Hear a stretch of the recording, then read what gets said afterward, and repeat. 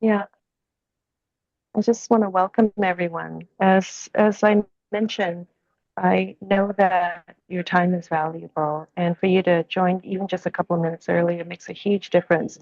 I want to warmly welcome you to today's masterclass, Dealing with Difficult People at Work. Barb is an acclaimed speaker and presenter. Not only is she an expert on productivity, time management, and stress management. She has been a workplace conflict mediator for over 4 years. Barb has spent hundreds of hours working in conflict resolution situations. She also provides conflict coaching. So today she's going to be sharing the best of her masterclass content. In fact, this is one of her most popular sessions, and it was over so good. So many people register. People are still registering right before we started today.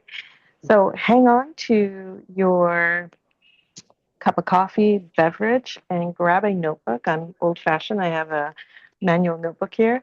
And she'll be sharing a lot of very practical, useful, and immediately applicable tips for you. And I'm going to hand it over to our presenter today, Barbara Clifford. Thank you. Thanks, Cecilia. Thank you for that lovely introduction. I really, really appreciate it. I will just ask everybody, I think I can see your names there. I might just pop you on mute, but if you can also do that for yourself, that would be really useful.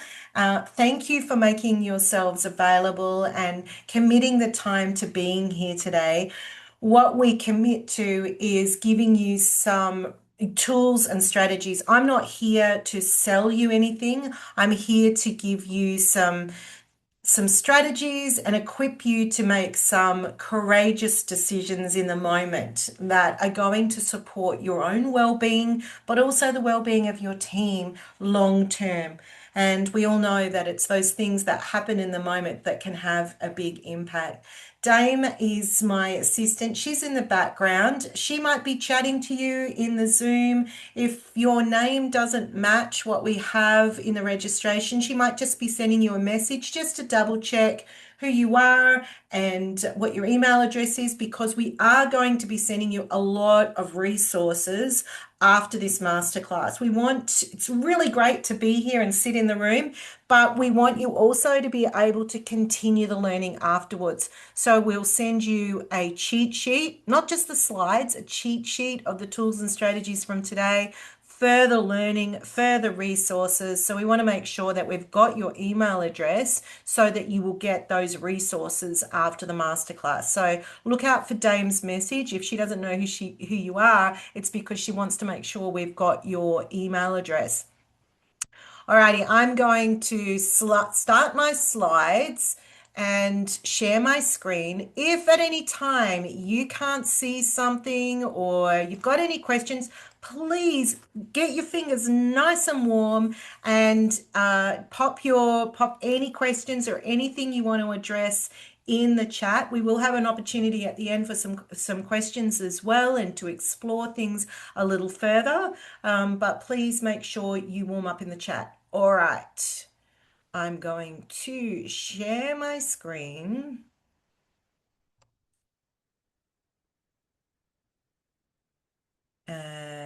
Okay, so everyone can see my screen, okay? Yeah, I'm hoping you can all let me know if you can't see it for any reason. And we'll kick off. Make sure for those people just coming in now, make sure you're on mute. Yep, Cecilia, thank you, letting me know she can see it. See, Cecilia's got her fingers warmed up. She's engaging. So I appreciate that. All right, so for you to maximize your experience, I'm going to ask you to please, if you can, leave your video cameras on. It really helps for me as a presenter to be able to see your faces and to see if you laugh at my bad jokes or if you're falling asleep. I love to be able to see your face as we go through the training.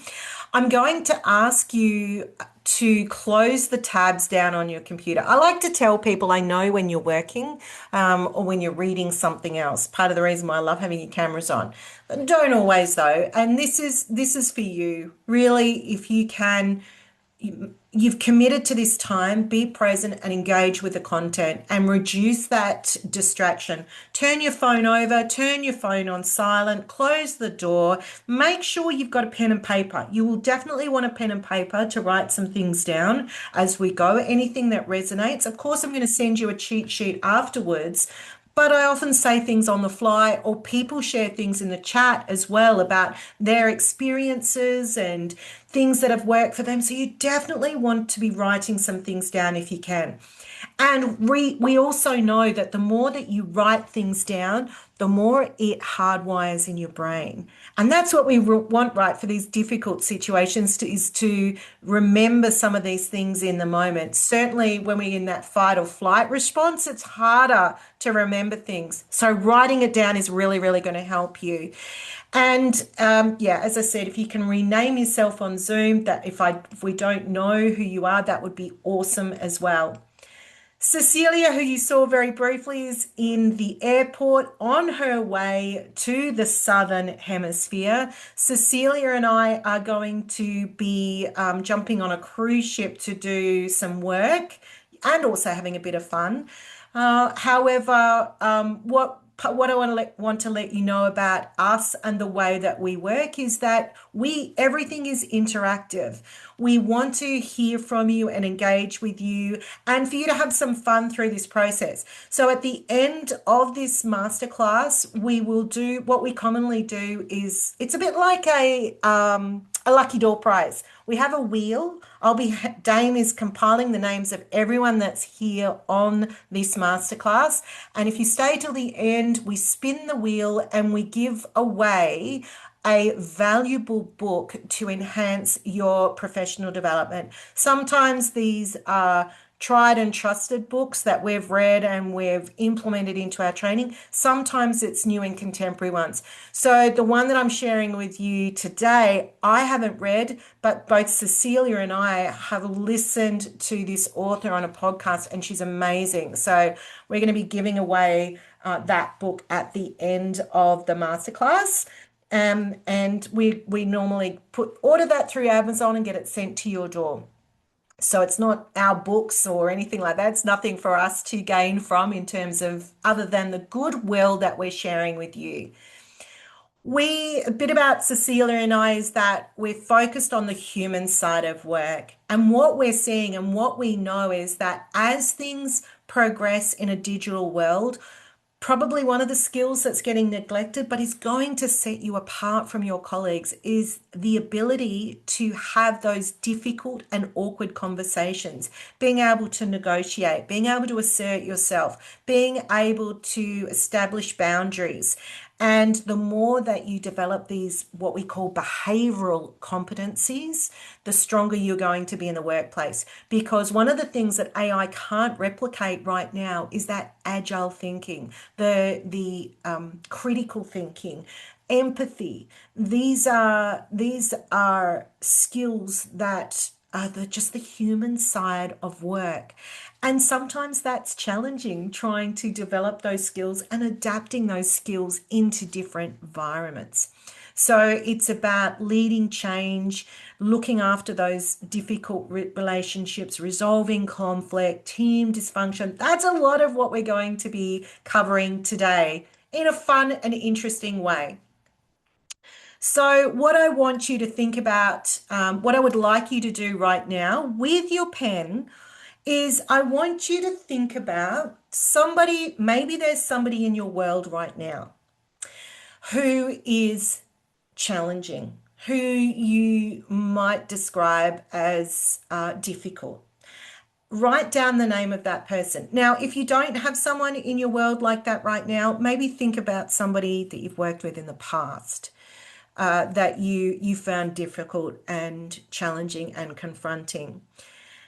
And then what I want you to do is write down some of the traits that you've identified as being difficult. So the person you might be dealing with, and this is what came up when we rang you, when Cecilia connected with you prior to this masterclass. Some of you were saying it might be a colleague that is challenging. It might be a board, some members on a board that you're dealing with that are challenging.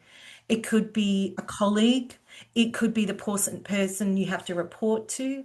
It could be clients. It could be stakeholders. These are some of the people that were the types of relationships that came up in the conversations that we had. And some of you identified the behavior. See if this resonates for you. Some of you identified behavior as being aggressive, confrontational, demanding,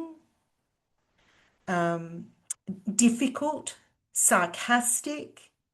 What are some of the words that you would use to describe that behavior?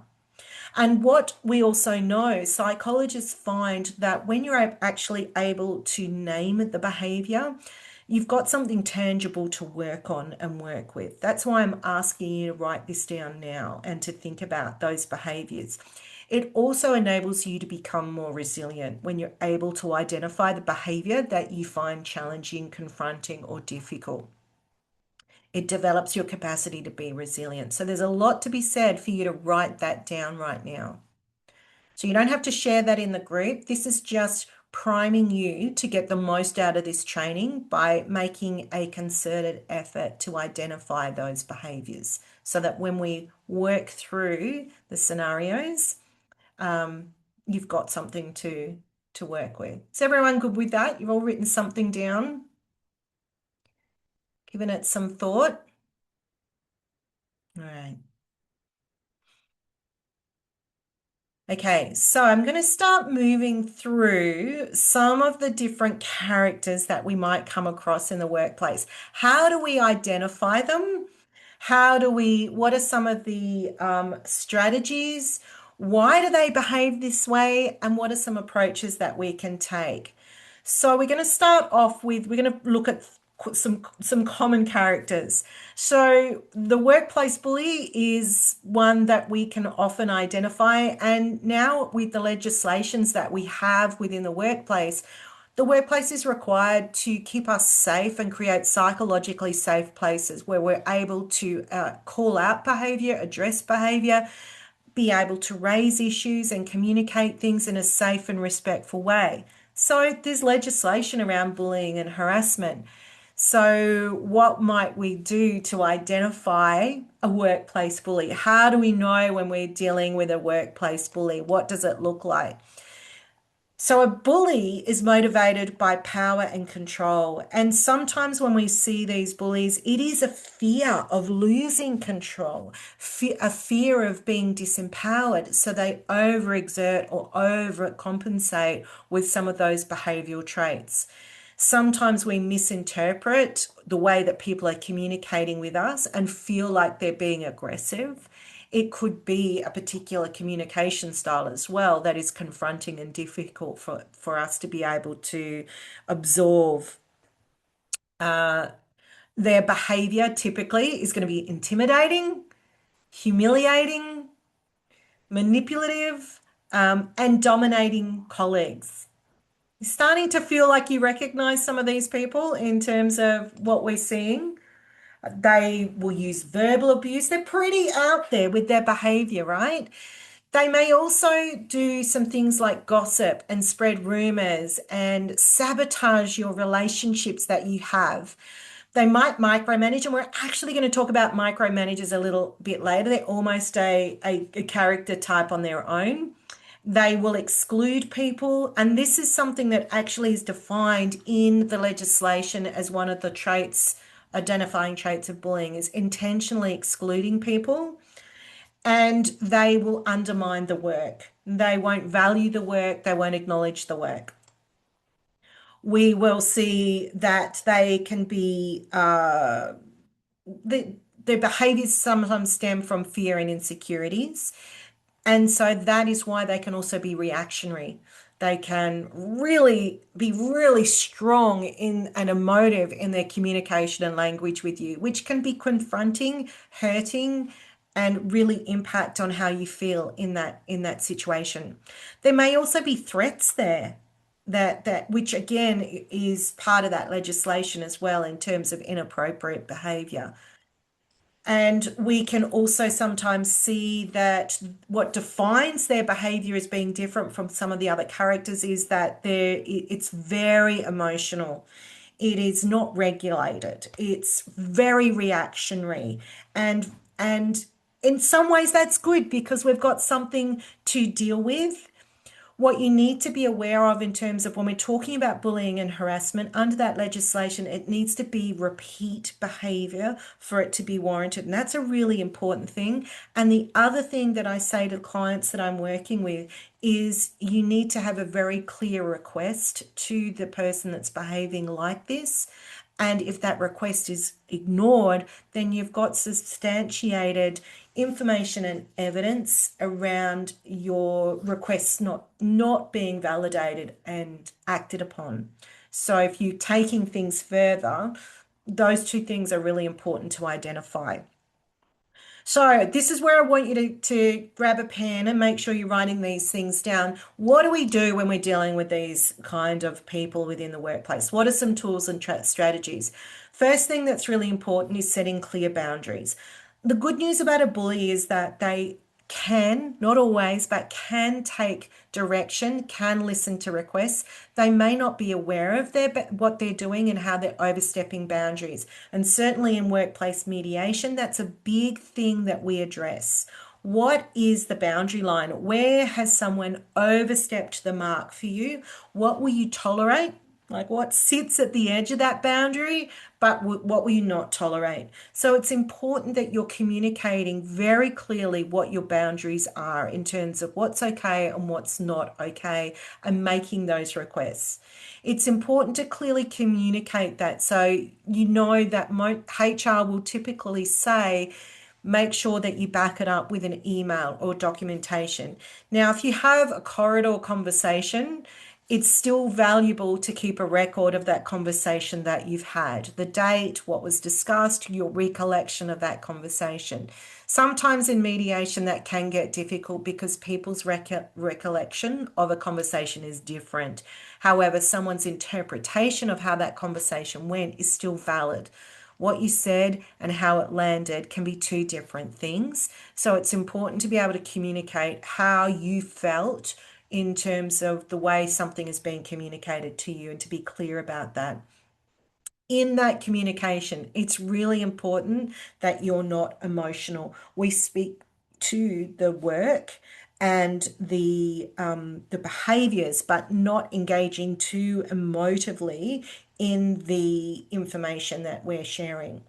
Bullies will feed off that emotion. It's becoming volatile and heated and dramatic and intense. So if you feed into that, you're kind of feeding into that energy. So the best thing you can do is pull back and detach from that energy by not being too emotive in your communication.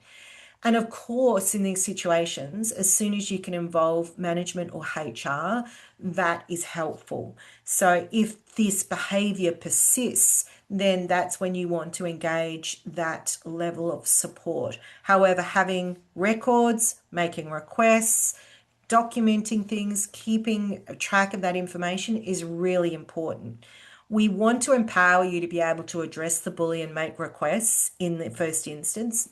Not always are people feel safe or comfortable to do that. However, if you can and you're equipped with some of the tools I'm going to share with you today, then it holds you in good stead to be able to fast track a change in the way that things are evolving for you. You want to seek allies. What that means is there somebody that you can talk to and share your experiences? Is there somebody else that's having the same experience with this colleague?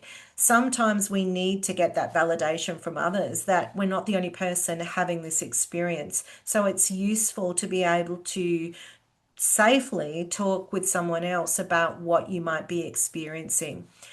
And at the bottom line, really, the best strategy is for you to be able to stand your ground with the aggression, is to regulate yourself, regulate. We talk a lot about this in other masterclasses, is how to regulate yourself in those situations so that you feel in a state of control rather than a fight, flight response and be to deal with that aggression. So standing your ground, making a request, and setting those boundaries.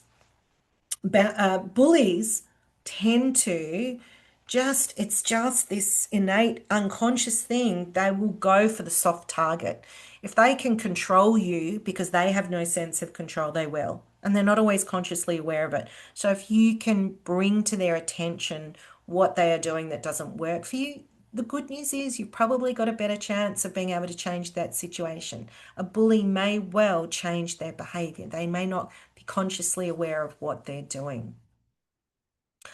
But when we move to the other characters, gets a little harder. So in some ways, the bully is probably the easiest one to deal with out of all of these, right? They're probably open to change. The narcissist, narcissist is a word that gets bandied around a lot in terms of people being able to identify who they are and what they are. So this is what I've been able to establish from the research and reading around some of this behavior. And look, if I can consolidate it, I think how I would define a narcissist is they haven't developed their emotional intelligence muscle. They haven't developed their empathetic leadership capabilities. Whereas a bully is probably a little bit more malleable and willing to learn and develop. They will approach their unconscious incompetence around their communication and their leadership capabilities. A narcissist, that's just void. It's like something is missing in the DNA of their makeup, and it's really challenging for them to learn and see and change their behaviors. So their motivation is it's me, me, me, me, me, me, me, me, me, me, me. It's all about me. I'm not the problem, you are. It's nothing I've done, it's you, and you need to change for me. It's really hard for them to see a different perspective and to apply empathy and emotional intelligence. And they need validation about what they're feeling and want to feel superior. So they will definitely blame others quite regularly for what is occurring, the problems that might be occurring in the workplace. They're going to be it's going to feel like they're arrogant, a little bit emotionally manipulative, very self-absorbed. Like I said, they're lacking empathy. It's that muscle, they just very weak empathy muscles. So there's again that insecurity. So they will take on other people's work as their own so that they can boost their own self-confidence. There's probably a level of vulnerability there, and they're going to pass blame onto others, not taking ownership and responsibility for themselves. So it's a little bit more harder work for them to really shift their perspective. It's almost like it's if I'm a narcissist, I'm in the cult of Barb. It's like I'm in a cult. So trying to get me out of that thinking and to see another perspective and another point of view can take time to be able to shift that person's perspective. And it can be very innate as part of people's behavior and been there for a long time. We may never change it. It's going to take a lot of work. Gaslighting. Does everyone know what gaslighting is? So gaslighting is when you actually make out that you're the problem, not me. Stop being so emotional. Oh, you're too sensitive.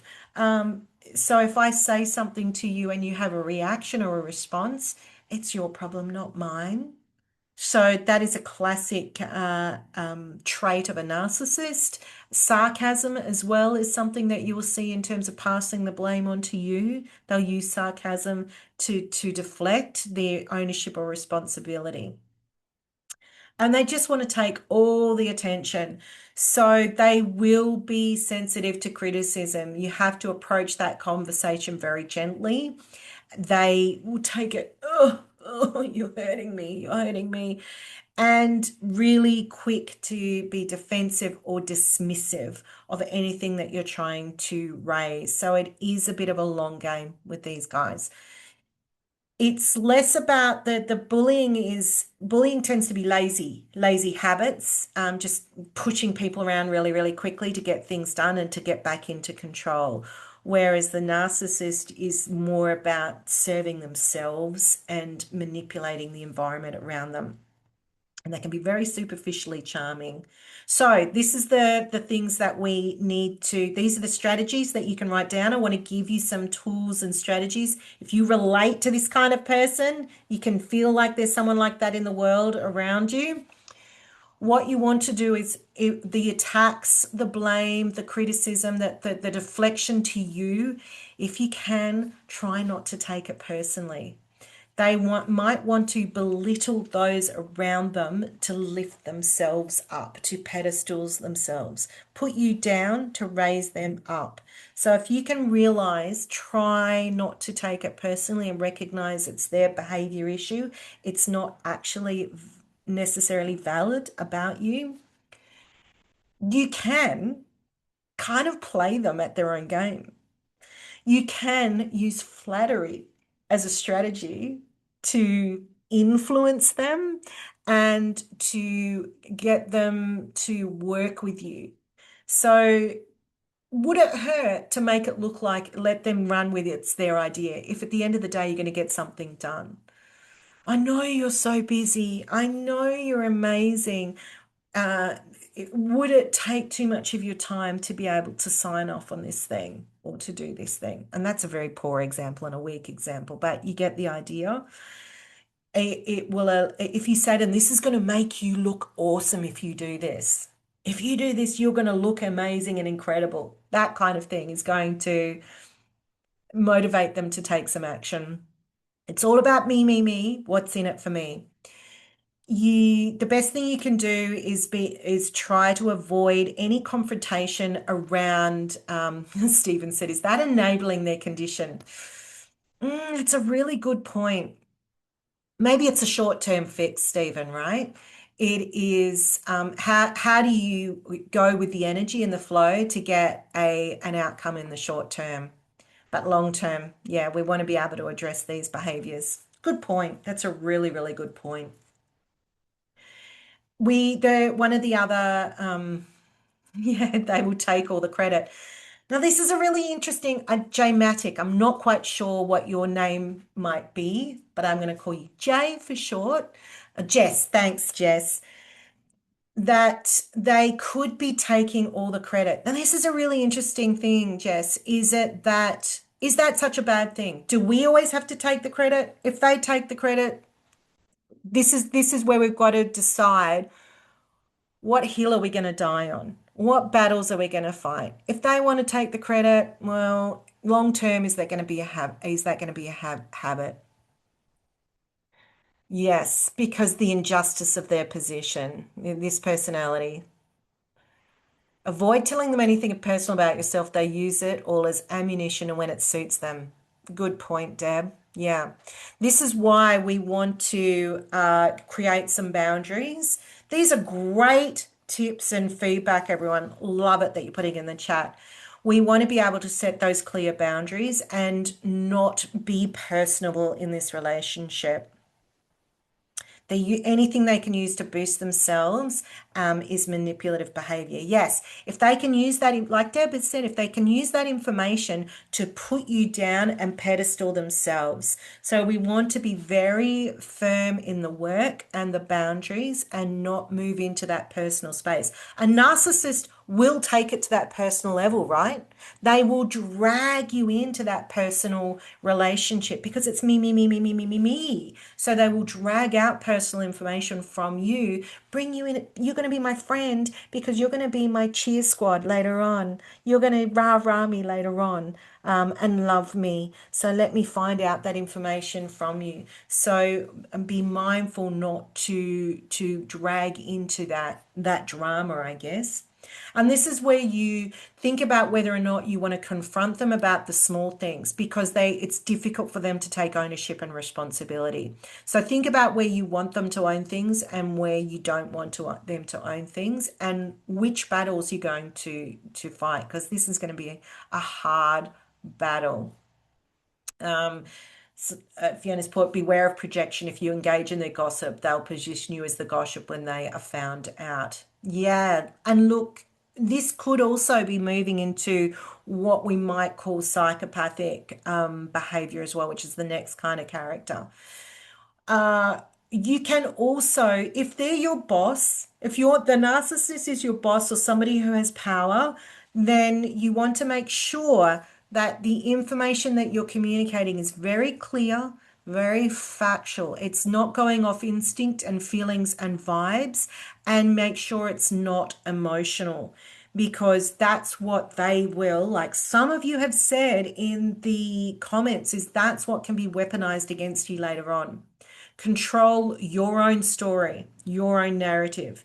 They're going to change the story, embellish it. We've all had those situations, right? When someone's recounting a story and they go, that's not how it happened, because it's going to validate their own beliefs in the cult of them around what actually occurred. They're shifting the story. So make sure the narrative is clear when it needs to be. Okay, if it's what you did and and how things rolled out. Andrew said, miss one tiny detail and they've got you. And I think for some of you in your industries, it's really important that you keep hold true to some of that narrative and create ways to track that. So control your own narrative is the key point here, because otherwise they're going to own it and run with it. They twist your words.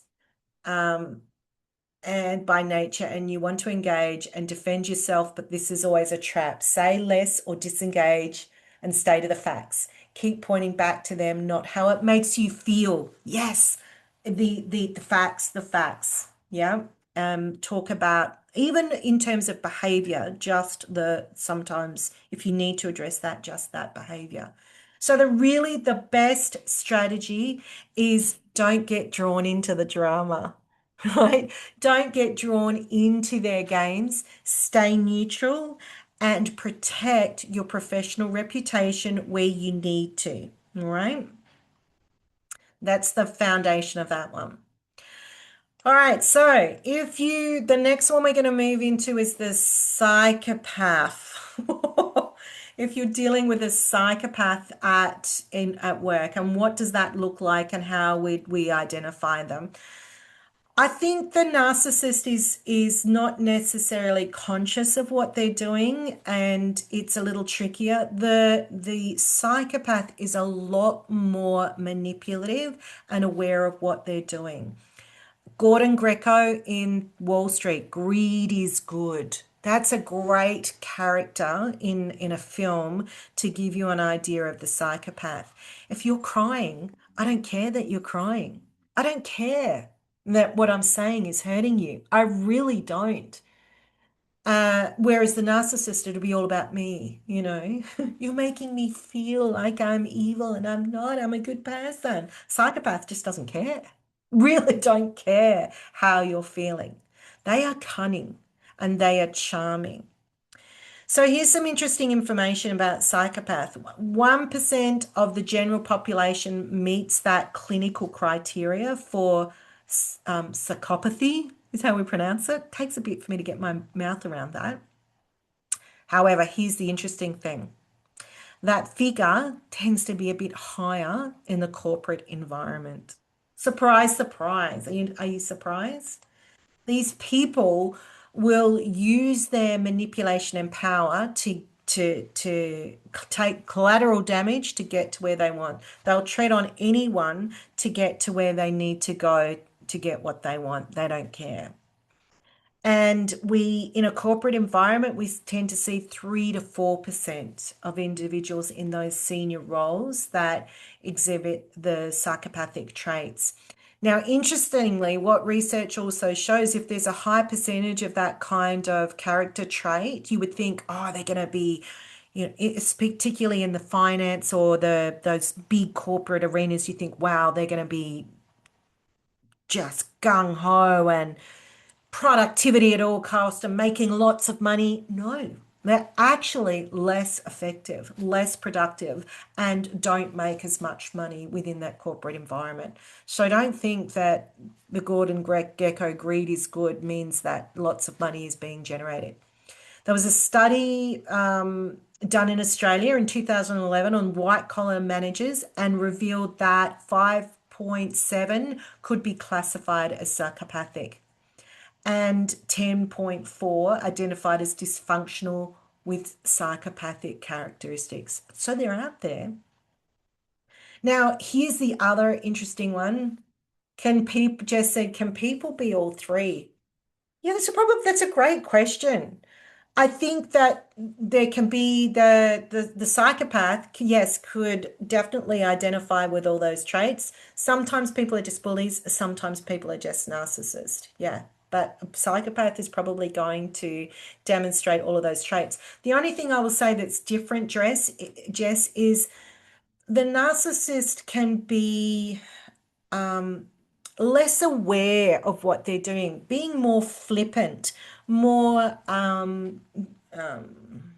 random, I guess, and inconsistent. Whereas a psychopath is more manipulative, more planned, more strategic in their approach to getting what they want. Whereas a narcissist is just scattergun approach and not aware of what they're doing in their environment. Whereas I think a psychopath is more consciously aware.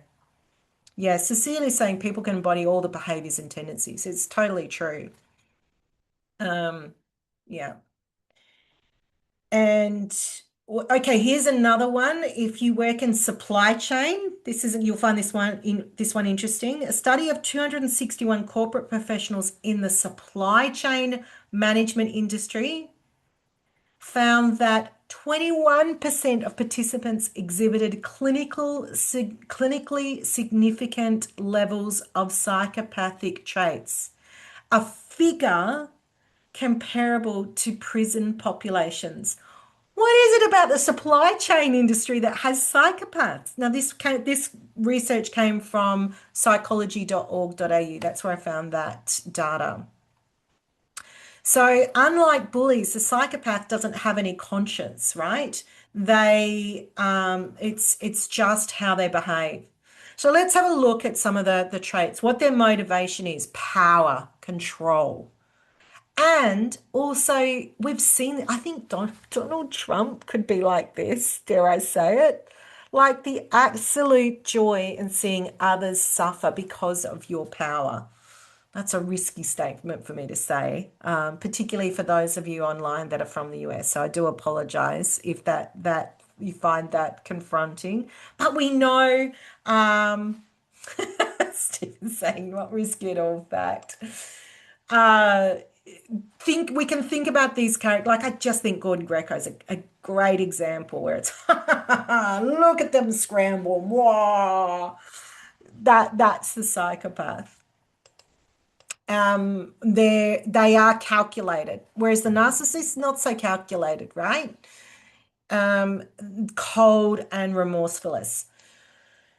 They are deceptive. They will use a bit of a chameleon. They will use their charm. They will pretend to be somebody else to get what they want. Whereas a narcissist, I think a lot of you said you can see through it. You can see through a narcissist and go, oh my God, look at, oh. Whereas a psychopath, you don't see them coming. You go, oh my gosh, they were two-faced. They different to you than they were to somebody else. They have absolutely no empathy, but they also have no guilt. Where a narcissist would use, if you felt hurt by their behavior, they'd still make it about them. Going, oh, I'm such a terrible person. And, I always do this in these situations. Whereas a narcissist just doesn't care. They have no guilt or remorse about anything that's happened. Yeah, and they're really good chameleons. So I think strategic is the key word when it comes to a psychopath. It's very planned and calculated, and they're in there for the long game. They're in there for the long game, and they're putting all their ducks in a row to get what they want. Whereas a narcissist is more reactive.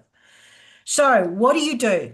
If you feel like you are working with somebody that's like this, what might be some of the strategies that you will take on board to be able to deal with this person?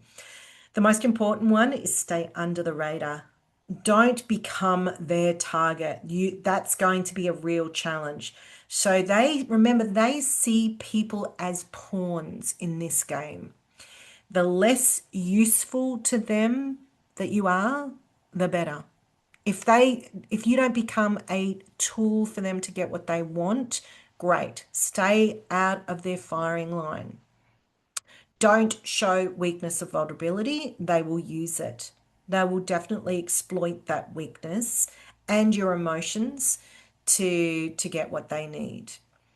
You want to, if you find that you are in the lane of a psychopath, make sure you very clearly stick to facts and policies. What are the rules of engagement? What are the facts? Because they're going to manipulate the story and manipulate the situation. They'll twist words. So make sure you keep writing strong communication and keep writing formal, not emotional. Really, really important with these guys. They will twist the story, definitely. Make sure, try to avoid working in isolation with this person. So you want to create networks. They are so clever that you will start to doubt yourself. What did you say that? Did that happen? Are they the rules? Am I not good at my job? You will start to doubt yourself because they are so clever and convincing. So make sure that you have got those support networks around you so that you don't become an easy target. And look, I hate to say it, get out of there if you can.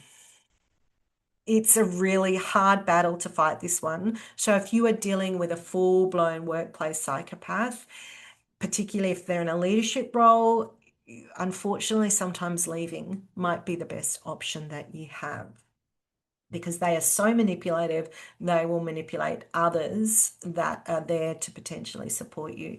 So, really, at the bottom line, your best strategy with people that are like this is to stay neutral. Be as neutral, show no weakness, show no vulnerability. Don't identify anything that's emotive or feeling based. Be as unemotional as you can and just stay your course and stay the distance because they're going to keep going at you. They're going to try and find a weakness and a vulnerability to take advantage of. And they are skilled at turning people against each other. They will recruit allies and make you out to be the evil person, the demon, and may even fabricate stories about you. So you want to be careful not to engage in office politics because that could be your undoing because they're recruiting allies to be able to back them and support them in the process. So yeah, we've got to be really smart cookies, these ones. Very, very smart.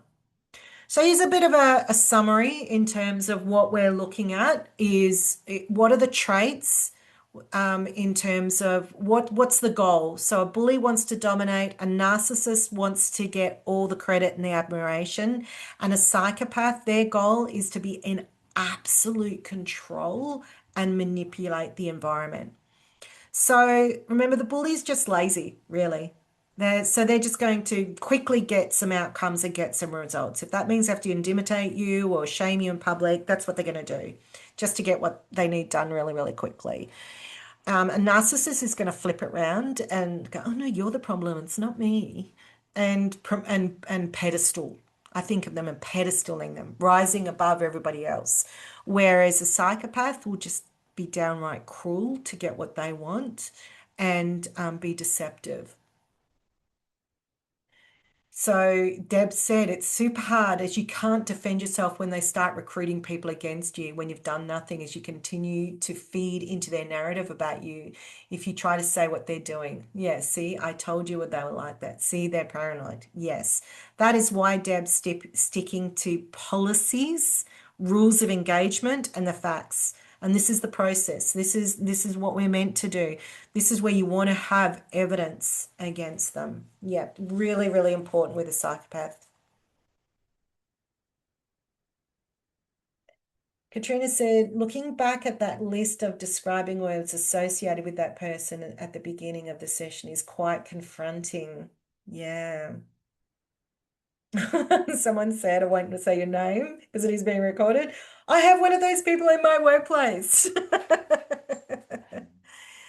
So this is a bit of a cheat sheet, right? In terms of what you might identify. And, I think the good news about a bully is that they can be remorseful. They can be called out on their behavior. That's the good news. Narcissists, they're in a cult of them. And psychopath, you haven't got a hope. Yeah. So you want to think about what you're dealing with. So here's a little, some of you already commented this in the chat already. Has anyone experienced any one of these? A bully, a narcissist, a psychopath, or all of them? I knew a lot of you would say four.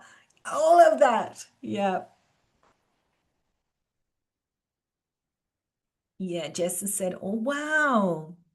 Wow. A lot of you have been able to identify.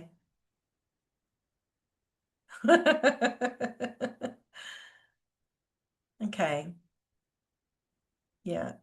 If you can identify what you're dealing with, it really helps you to strategize what your approach might be. And I'm hoping that giving you some of these signifiers might give you some strategies in terms of, and I'm going to give you some language tools and some further tools that you can take away with. A lot of fours there, some ones and twos, and a few threes. Michael said he's made a career of dealing with all of them. Yeah. And certainly Michael, I know, works in the conflict space as well. And we do, don't we, Michael? We see all of these come into those conflict situations. We see these different traits in the workplace. And interestingly, if I was in a mediation, I'd probably have the narcissist saying, I want to make the other person suffer, right? I'm going to make them apologize because they've been mean to me. Whereas the psychopath is going, I'm going to use this situation to get what I want and I'm going to manipulate it. We should wear a badge on their first day so you can identify them early. Jude, here's the interesting thing. What we can do, and Cecilia and I love this, is being able to do some of the psychometric assessments. It's not that we're going to identify anybody as a psychopath, but we're going to see strong behaviors. And one of the researchers that I'll be referencing later on actually said that when she was doing some of this research, the psychopaths were actually willing and able to identify some of those traits. They said, yeah, that's me. Yep, that's me. I do that. And they didn't have any conscience about being able to identify those. Deb said, I think it's worth noting that you don't have to classify everyone to help you deal with their behavior and could also get you in trouble. Yes, but we can identify that they have these traits. Yes, and Deb, this is where we can apply emotional intelligence. We can apply that critical thinking. It doesn't necessarily mean that we have to go and label that person, but if we identify these traits, then we've got some strategies that we can implement, like a bit of a portfolio, to be able to deal with those situations, some of which I've given you already. So we don't need to be overt in terms of labeling someone or get fixated on that. What if the person is a soulless drone? All of these types seem to be extroverts, but I've experienced with someone who is deadpan, has no warmth, not charming, and is generally seen as the wise person because they say little. Their backstabbing doesn't seem to have strategy. Yes, so it's an interesting point, Stephen. A lot of these traits are quite out there. However, we do have what we might see is the undercurrent of some of this behavior. And I think particularly the psychopath doesn't have to be overt in their behavior. They can have these white anting conversations. They can pitch person against person. So, and the narcissist too might have that conversation just with you, but not in the boardroom. Those ones that just do it for fun, I think they're kind of psychopathic. There's some great comments there. Cecilia has said there is a term for this personality, NPC, non-player character in a video game. Interesting. Yeah, interesting. it helps when, and this is the thing, when we're dealing with sarcasm or some of those traits, what we talk about, and particularly this is what we do in mediations, is to bring those behaviors to the surface. If you can bring it to the surface, then you've got something tangible to be able to address and deal with. So, Stephen, when you do have those people in those environments, we do want to, if we bring it to the surface, then we've got something to work with. All right, so the micromanager, little character on the side that we have as well. I think probably a lot of us have dealt with a micromanager in our working environments. And what does a micromanager look like? Typically, what we see is that the micromanager doesn't trust the team. This is more about their own fears and anxieties. They're worried that they can't rely on the team to achieve things or to get things done, and it's going to reflect poorly on them. They're fearing failure or loss of control. So the counter product is to exert control over things. They're going to probably feel pressure from leadership. They're going to feel like the responsibility sits with them. They're also likely to be a perfectionist. They've learned over time how to do something or how something should be, so they have standards that they want to uphold, and they expect you to uphold those standards as well. So what are some tips? Here's some 5 tips for being able to work with a micromanager if you want to write these down. So the best thing you can do is build their trust. How you do that is that you keep them updated before they ask. Tell them before they ask. Give them the updates that they need. Make sure you're meeting those deadlines consistently so that they don't have any doubt about your capacity to do something. Show that you are reliable so they're going to worry less. And you want to be able to preempt what their concerns are going to be.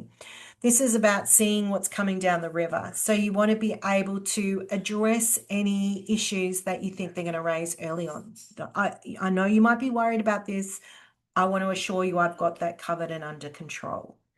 So instead of waiting for them to check in, send them a summary email. Just a quick update. Task A is on track. It's going to be completed by Friday. Let me know if there's anything you're worried about. You get in first. Yep. You want to get very clear. The problem with micromanagers is that their boundary lines shift all the time. So get very, very clear. They'll step in and change what's a priority or what the standards are or what the qualities are. So make sure you're very, very clear from the onset about what the goals are and what the priorities are. So it's important to establish, what does success look like? What is the benchmark of what we're looking like so that I've got something to work on? Otherwise, that's why they keep checking in and changing it. And you want to agree on the check-in points. When are we going to catch up so that they're not constantly coming in and getting updates and looking over your shoulder, that there's key points where you're going to catch up and communicate and hold to that. And you might want to politely, in terms of setting those boundaries, is ask, would you like me to handle this on my own and check in with you at this time? Or is this something that you want to take responsibility for? And set out where you're going to catch up on those things. You manage up with transparency means that you're documenting things. Okay, so further to our quick meeting, just a quick email, you're going to do this, I'm going to do this. We're going to meet back at this time and do these things. That would be a way that you can manage up. So you can also do status reports. I love using tools that tells us where things are at and how things are tracking. And you can also frame things. It's a bit like the narcissist, but allow them to understand that this is your idea and this is mine. So instead of creating resistance, you're going, yep, that's yours. You can own that. This is where I will have creative autonomy with what we're working on. Okay, we want to shift the focus from small details to the big picture. So this is where you're going to try to have conversations that are strategic. So get them to give you strategic information and ask strategic questions, and then also highlight where you've been able to deliver on that strategic goal and highlight your efficiency. So getting those markers and milestones really, really helps. It's kind of like setting the boundary lines. And as I keep saying, is creating those boundaries. So you want to be able to push back diplomatically if they overstep those, right? So you're having clear conversations about those boundary lines. So for example, it could be, I got it, this is important. I will update you on the Wednesday afternoon meeting when we plan to go through all this. Can that question hold off until then? And we want to use data to justify the independence that you have, show results that you're achieving, and those markers. So I hope that's helpful in terms of strategies for a micromanager. Remember, a micromanager is more about their fear of control. There are some little tips, and it comes down to boundaries mostly with a micromanager. But just know that it's a fear thing for them, letting go and trusting that you're going to be okay. That's where it comes from for them. So if you can address that fear, that's a bottom line. So our goal for you is to really want to give you some more tools and strategies. I want to pump you full of strategies that you can utilize and just think about, okay, what's the trait that I'm seeing and what might be a solution? So if any of these resonate for you, write it down. If you go, yes, this is what I'm experiencing, here might be a solution that you can implement. All right, so if we got the blame dodger, the blame dodger. They are going to say somebody else, the narcissist will do that. No, no, it's their fault. Keep records. That's the best strategy you can have for someone who doesn't take ownership. Keep really good records of things, minutes of meetings and those kind of things. If you've got someone that is controlling, really micromanaging, keep them informed. Let's preempt the questions they're going to ask and give it to them early and set up some structures and frameworks for that. So that's going to reduce their micromanaging tendencies. Okay, if you've got someone who steals the glory, that narcissist, they're going to claim others' successes as their own. Accentuate the conversation with your accomplishments in those public kind of conversations and share that openly with the team. So agree with them and say, yes, and what I was able to do is actually this, and this in that situation. So accentuate your contribution. Oh, sorry, share publicly your accomplishments. Intimidate you. If you find that they're intimidating you, they're using fear to dominate, then this is hard, the regulation. So being able to ground yourself, be firm, set boundaries, and don't engage in that emotion that's probably dragging into that conversation. And if you need to, escalate it with the support networks you have around you. If you find that somebody is favoring others and causing division, then what we want to do is demonstrate the professionalism of the broader team. So maybe that's a contribution that you can make, particularly if you're seeing it on a board, if you're seeing it with one of your team members. You have an opportunity to be able to accentuate the value that someone's bringing in. If you see these cliques starting to establish, that's a little difference you can make. Someone that's nitpicking, don't we love the nitpickers? They're constantly picking out the flaws and not focusing on the things that are working. So this is where we can use reframing language, really, really powerful, and provide positive feedback. I'm going to talk to you about a yes and language later on that you can implement into that conversation and create some balanced feedback. If someone is completely self-focused, they're not looking at team priorities, they're totally focused on their own goals, we want to be able to look at where the contributions, what's going to happen, these things over here can actually serve them. This is where you can kind of with a narcissist let them think it's their own idea, or if we do this, it's going to make you look good. It's that kind of behavior. So it's really the what's in it for me. You utilize the what's in it for me to be able to influence the situation.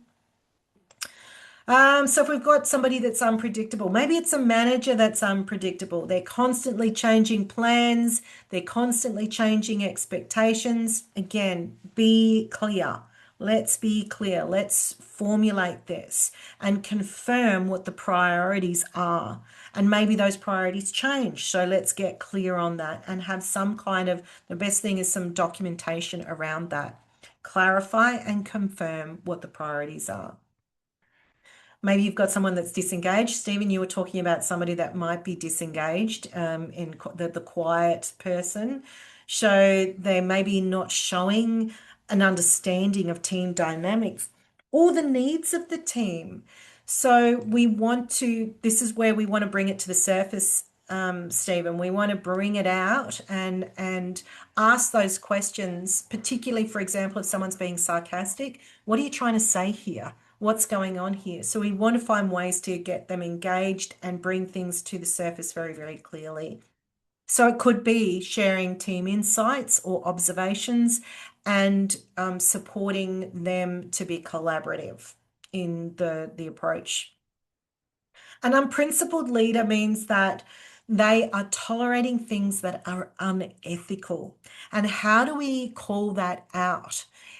So what we want to do is for you to be clear on what your values are. You don't have to compromise your values in the working relationships, and get clear on what's important to you. And there's nothing wrong with that, to be able to say, this is important to me in this working arrangement, and I don't feel comfortable with this. So sometimes you have to be clear on what that is, what it is, particularly if someone's overstepping a line for you in a working relationship. And you want to document any concerns for that reporting process. So the best thing you can do if you're going into these conversations is be as prepared as possible. So you want to hear some things that will help you. You want to have time for your talk. You want to ensure that there's not going to be any interruptions for you or for them. Really, really important. When we go into mediations, I make this very clear with people. You cannot answer your phone. You cannot go and move your car. You need to be present for this conversation. Gathering information, that doesn't necessarily mean all the evidence, but where are some examples of things that haven't worked well? Where are certain situations that examples of where things can improve, or where you might need to make a request. And next time something like this happens, I would like this to happen. So those examples are really, really important, and for you to have that information ready before you go into a conversation. No point me saying to you, I don't like the way you speak to me. I need to say, when we were in this situation and you said this, it didn't work for me. I would like you to do this. So I'm being very specific and I'm making a request. It's useful sometimes to have key points of discussion. Again, we do this in mediation. What are the key topics that we are going to discuss? Maybe it's as simple as saying in an email, love to talk to you about this, this, and this. So it's kind of, agenda sounds really formal, but it's key points of discussion. This one's a big one. This is the one that is so important in the conversation. What do I want? And what don't I want? What will I tolerate? And what won't I tolerate? Are the most important things that we want to think about going into those conversations. And this is what I support people with in going into the mediations. Cecilia, I don't know if you're still on the call, and I just on the Zoom, and I can just see, I saw your comment there. It might be a bit late. It was something we were talking about. You were saying in our last masterclass, in terms of communication strategies. Are you able to open up and just comment on that, Cecilia? Was it something that I just said in these slides? I just noticed your comment there. Oh, she can't talk. She's about to board her flight. Okay. So if any of you, she's going to drop the cheat sheet in the chat. Great. So for those that you were on the Masterclass, there's some language strategies that she's got there for some of those difficult conversations. For those of you that weren't there, bonus, she's going to drop it in the chat. This is the other interesting one is what could their position be? This is about you applying your emotional intelligence, and this is what we do in mediations as well. What are they thinking? What are their opinions? What are their needs? What are they feeling? When you have that information, then you've got something to work with. So sometimes when we're so angry or so hurt, we don't want to think about the other person's perspective or position. But if you take the time to consider it and reflect upon it, and this is what a good conflict coach or a mediator will do, it's so empowering to understand what their needs are so that you can then negotiate and work with that. The other one that people often don't do is a list of questions to ask. A lot of people don't think about what they're thinking of what they can do in that moment. They think they'll just know and it'll come to them in a moment of glory and divine intervention of what they need to ask and what they need to say. But you're in a stressful situation. And that's why in with that stress response afterwards, we go, why didn't I ask this question? Or why did I say that?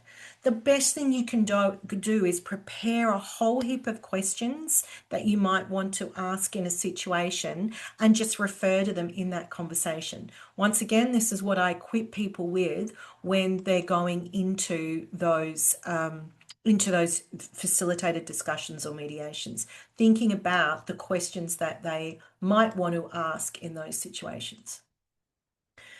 It's difficult though. Some of you have communicated in this masterclass how off guard you've felt, how attacked. And remember, these are just words a lot of the time, but they hurt. They really hurt. Sometimes those words stay with us for a long time. No doubt when I asked you to reflect on some of these people in these conversations, you've remembered some of those things that they've said. This one is really powerful. This is where the amygdala typically will overtake us in those fight or flight situations. It will kick in to keep us alive and keep us safe, even though it's only words that are hurting us. The good news is that we can use our prefrontal cortex, the very developed part of our brain, to trick the amygdala in that stress response. So with this tool is really powerful and used by a lot. Some people talk about white lighting or creating a sphere of protection. The science behind that is that you are tricking your amygdala to think that it is safe and there are no threats to your well-being. Because that's what that part of the brain is looking for when it fires off all the hormones for you to fight the predator or run from the predator. So you simply imagine that there is a cylinder of protection around you. So when those words are firing like spears at you, you imagine that they're hitting that sphere of protection around you, and you are saying to yourself and to your amygdala, you can't hurt me. You can't get to me. I'm not letting you get to me. I'm not letting those words penetrate me right now. And it's enough to give you a bit of braking distance, a little bit of regulation, a little bit of, oh, I've got it, a bit of self-regulation to do it. It's not going to solve everything, but it just gives you a moment of control, and it's incredibly powerful. Oh, Deb, the cheat sheet won't open for you. And I think Cecilia's probably jumped on a flight. Deb, what I'm going to ask you to do, and for those of you, if it's not opening and it's not working for you, I'm going to ask you to, if you would like it, please reply to us in an email after this masterclass, and we'll organise with Cecilia or Dame to send it to you. I'm not sure. Dame's madly working in the background, setting things up and tracking where everyone's at. So yeah, Dame said and Dame may even be able to find it. We'll see how we go and drop another version in there. But if not, don't worry. We will email it to you, okay? And get it to you for the last masterclass. But you'll get one for this one as well. And what we want you to do Ah, okay. Jess said I had to download it, save it to the PC, and then it opens. Thanks, Jess, for that hot little digital. Oh, Deb, you tried that. We'll email us, Deb, and we'll get it to you. We want you to share these resources, use them, give them to somebody because that's why we're not selling you anything. We want you to share the love with all these tools and resources and let people know how useful and helpful they've been for you. We want applied knowledge in the world around us. Pose, this is an interesting one. Research shows that when you stand in front of the mirror and put your hands on your hip like a superhero, that it increases your testosterone. So it's something that some people try, particularly when they're about to go and speak on stage. So just maybe that's a experiment that you can try. The jury's a bit out on this one, but hey, if it works and if you feel empowered and it makes you feel more grounded and regulated, why not give it a go? So I hope you're writing down some of these tools. Reframing is a really, really powerful language tool. So if someone is coming to you with something that is really negative, this is where we have the opportunity to shift the perspective and reframe it.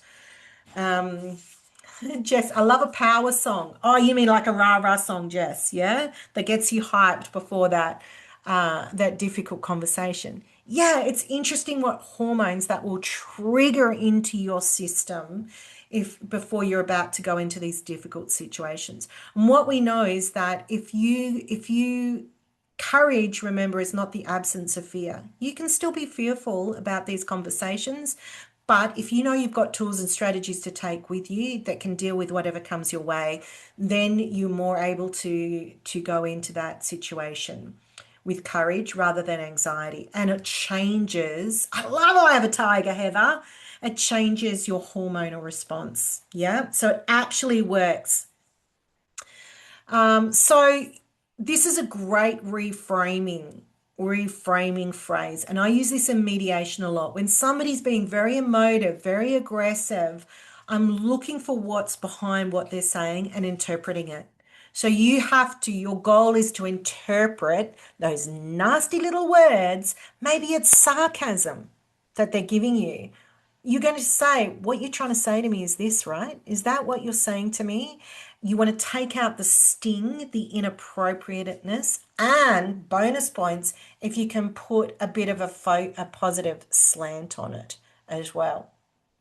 Here's another one that you might like. We use this in sales.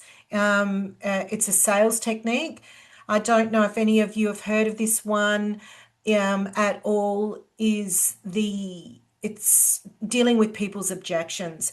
It's an alliteration that it means that you can remember it in a conversation. Doesn't always work, and particularly if someone's being really angry and aggressive and you say, look, I know how you feel. I say, you don't know me. You don't know how it feels to be in this situation. It can sometimes backfire, but if someone is going, yeah, look, I can't really do that. Yeah, that doesn't work for me. You can use the feel, felt, found to be able to address it. I understand how you're feeling. I've felt the same way. What I found was when I did this, this, and this, it worked. Or I understand how you're feeling. Other clients or customers have felt this way, especially if you're getting pushback. Some of you in the call said you get aggressive or difficult clients or customers or stakeholders. This one might work for you. Understand you're feeling apprehensive about this. Others in this situation have felt the same way. What we've found is if you do this first in the long game, it will help you do this. Or if you do this, it helps us do this for you, whatever that is. You're creating a camaraderie with them. Another one, I think for some of you in your industries, is it's the essence of you may not necessarily literally say this, but what do you need right now? What's going to make this okay? What would you like to see happen? What's going to make this right for you?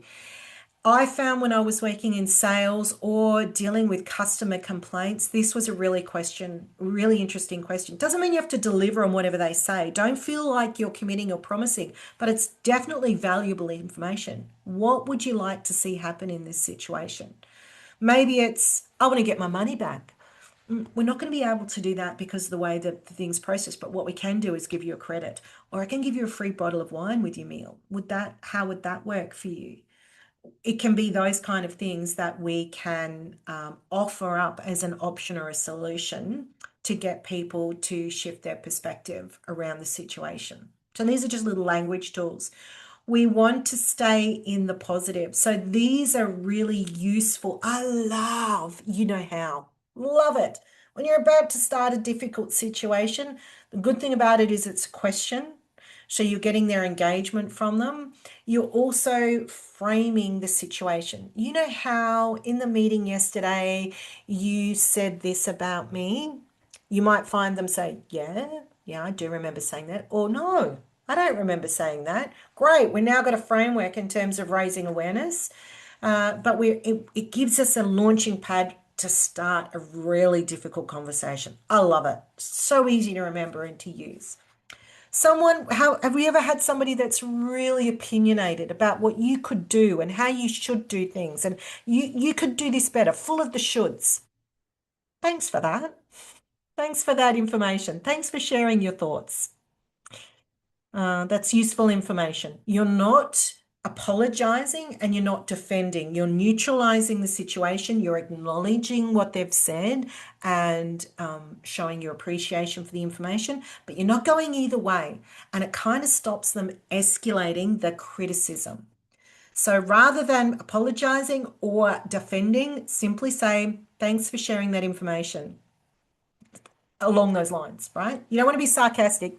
Thanks. Thanks for sharing. Thanks. I'm not saying that. This one I love. I mentioned it before. We can get defensive. We can say, yes, but the reason I did this is because of this. And yes, but the reason we need to do this is this. But is an objection. But is defensive. If you say yes, and I'm acknowledging you and I'm taking the conversation further. It's kind of like I'm walking alongside of you and just steering the path a different direction rather than, yeah, but I'm putting up a resistance. This one is so powerful. So your homework is to listen to how often you say but. I want you to start raising your awareness. Start listening to yourself and go, how often do I say yes, but? And see what it might do if you said yes, and. This is really powerful when you're responding to, you want to defend yourself with someone that holds the power. And you want to say, if let's say, for example, someone in a leadership position said, you were late in delivering on these items, and we talked about it, and you assured me that you would get it done by Friday. You can say, yes, we did have that conversation. And as you recall, you also gave me all of these other things to do, which impacted on my capacity to deliver on that time. So I could say, yes, but you gave me all these other things, which impacted upon my capacity to deliver at the time. If I say yes, and I'm going, I agree with you. And also this, right? And you can even hear it, even me changing that language changes how I feel about the delivery of that information and communication. If you pick up on that.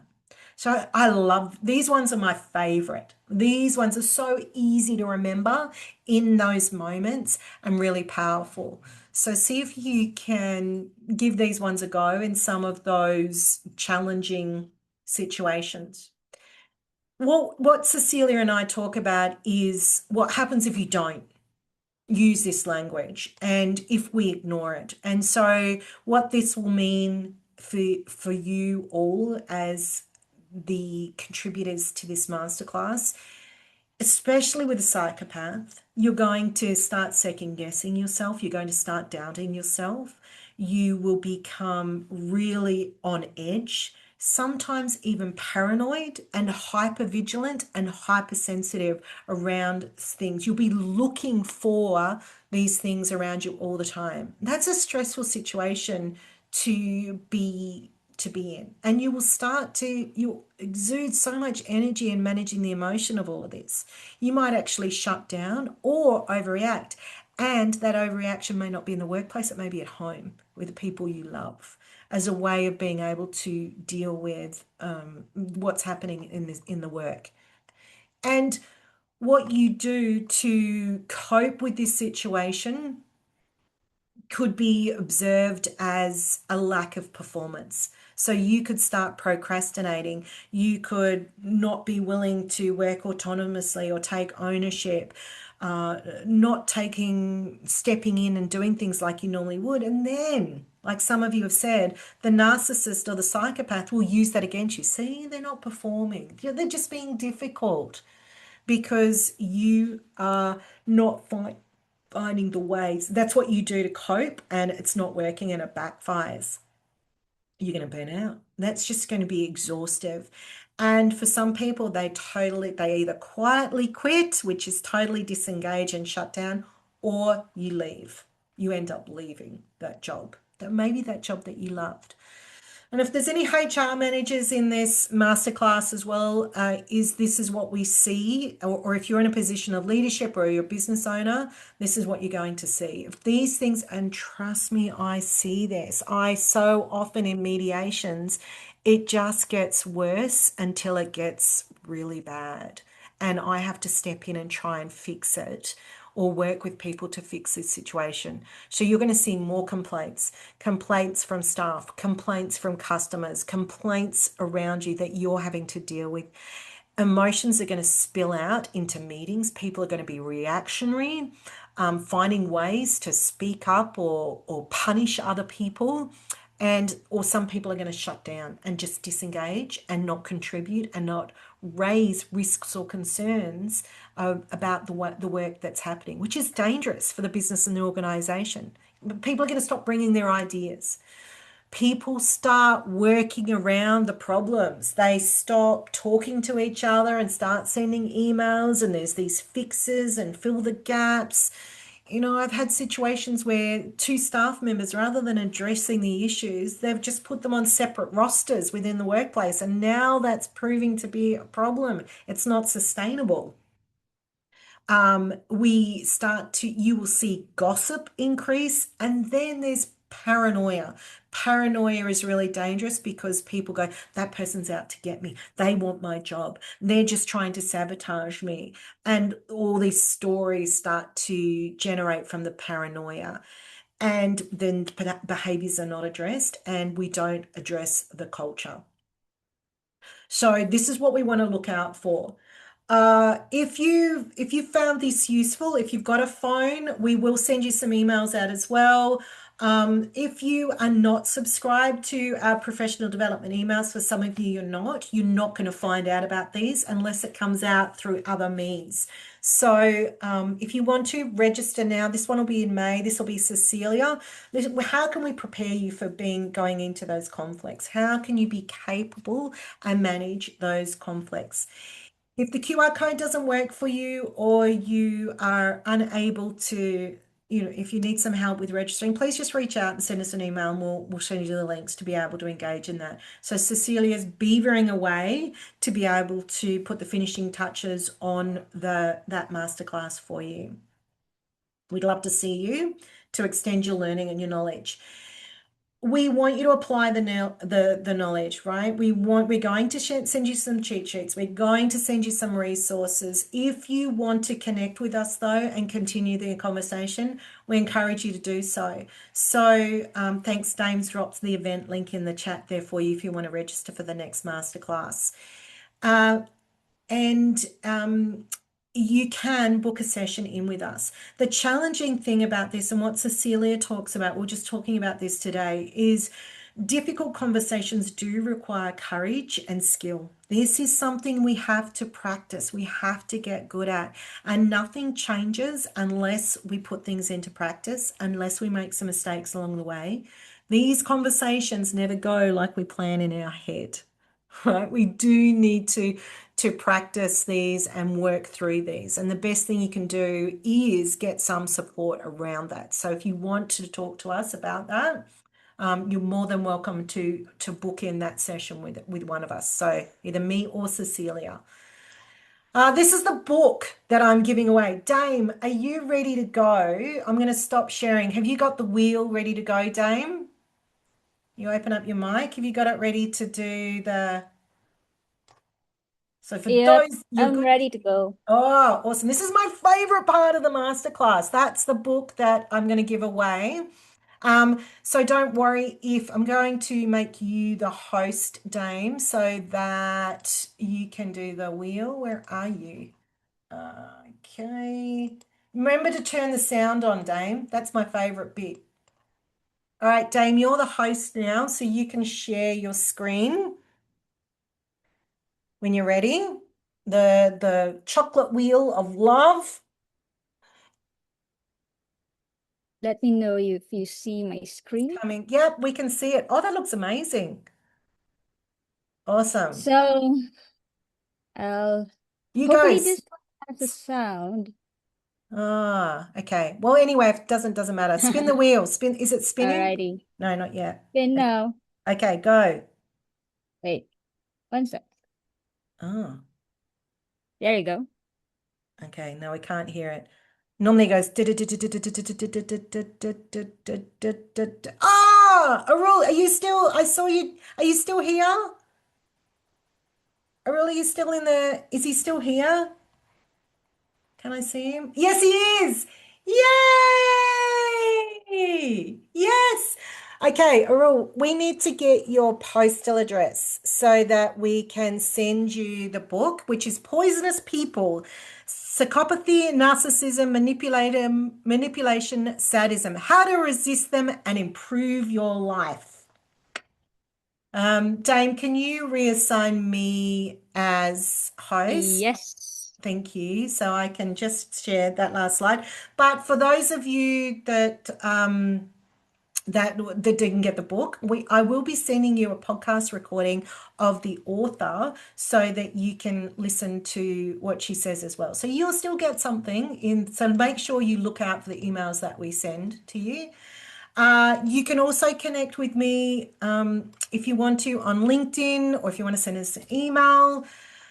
However, this is the point in the masterclass where I'm going to actually stop recording and uh,